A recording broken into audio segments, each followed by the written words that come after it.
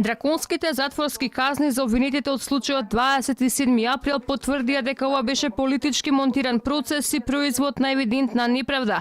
Реагира најголемата опозицијска партија ВМРО-ДПМН по одлуката на кривичниот суд да бидат осудени 16 лица на казна затвора дури 211 години.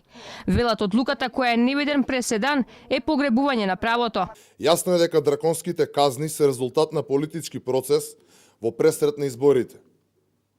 Тоа е последица на нервозата и паниката кај Заев. На дело се демонстрираше кацарска судството и русковско обвинителството, кое за жал се потврди дека се само слуги на Зоран Заев.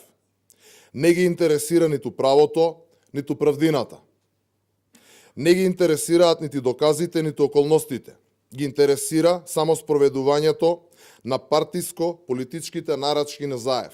Ние сме држава во која убици на малолетни деца, како што е случајот со Смилковското езеро, се на слобода, а луѓето од 27 април се судат за терористи. Дека пресудата е нарачана, велат од опозицијата. Доказ е тоа дека против поранишниот директор на БЈ Бачавков, кој учествува во спречување на тамошна ескалација на настаните, се гони за тероризам, а заменик министерот Нухиу, кој не превзема апсолутно ништо, нема никаква постапка.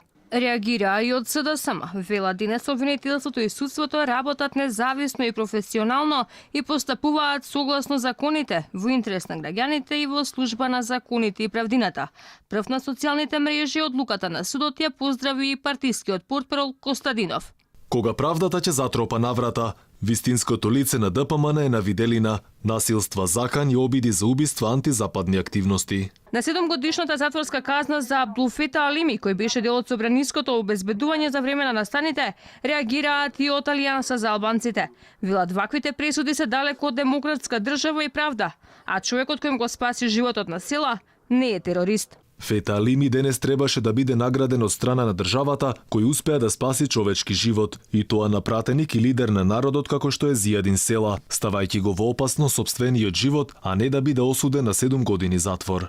Бурни се реакциите на јавноста која ги преплави социјалните мрежи со осуда за високите затворски казни.